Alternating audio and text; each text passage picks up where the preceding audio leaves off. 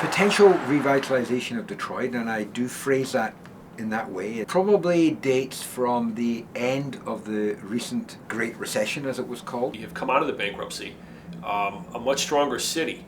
And what the bankruptcy allowed was it freed up a lot of resources, tax dollars and the like, to give Mayor Duggan and his administration a lot of latitude to go out and fix up the neighborhoods of the city, which he has done, I think, quite effectively. The turnaround which is starting to happen, and I am cautious about that, which dates from about 2011, 2012, has done the opposite. It has increased property values.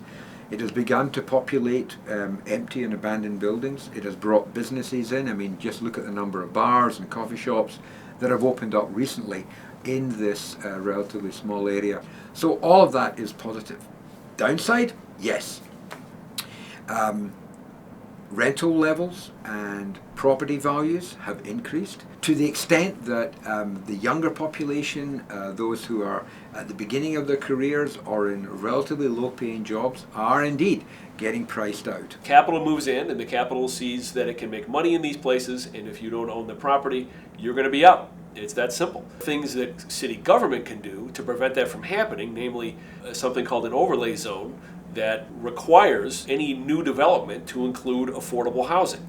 That you just can't take a rundown apartment building that has a lot of people on subsidy living there and then have a capitalist come in or a real estate developer buy that building and kick everybody out and turn it into yuppie condos. The racial construction of Detroit today is approximately 90-10. 90% African American, 8% white, and 2% Hispanic and others. Much of what we are seeing in Midtown and downtown is indeed developed by, and you could argue for, the minority, that is, the white population. That is clearly a feature of what's happening and troublesome. That said, any form of development over a certain amount of investment in the city must negotiate with the local community groups regarding its impact. The challenge, I think, is slightly different. The challenge is how can we find mechanisms to ensure that the overwhelmingly African American communities, the residential communities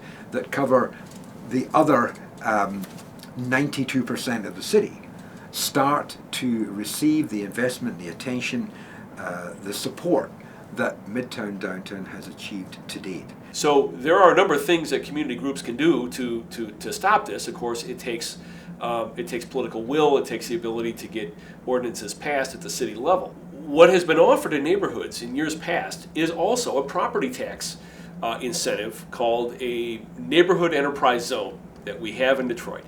Now, the neighborhood enterprise zones were a pretty good tax incentive for a person to buy a house that existed within the zone and to save a lot of money on property taxes. I think there's a conversation beginning to emerge. To what extent can we get family homes built? What neighborhoods typically have in terms of assistance from the local unit of government usually comes in what are called community block grants. It usually comes in the form of whatever portion of all property taxes that are being paid in the city, whatever portion of those get kicked back to their neighborhoods. And while I don't doubt for a second that there are community groups who think that the city's doing a terrible job of keeping their streets well lit, of plowing the streets, I assure you that the current administration is doing a fabulous job as quickly as they can with their limited resources in fixing the city. The most important thing about Detroit is that in comparison to other cities, this city is job poor. Therefore, the residents of the city have difficulty getting secure, well-paying jobs, irrespective of their training schools, irrespective of their background. The most important thing for the city of Detroit will be, today, tomorrow, and into the future, building the capacity for jobs to get created here. It's just in the last couple of years, with the combination of Dan Gilbert and Bedrock Real Estate becoming a one-entity market, in the sense that they bought up a lot of still usable properties, and they retrofitted them, and they attracted a lot of people, not just to work downtown, but to live downtown. And that's a fabulous sign. That's the highest compliment that I think Detroit can be paid in terms of promise. This is real community development stuff being done by the city of Detroit.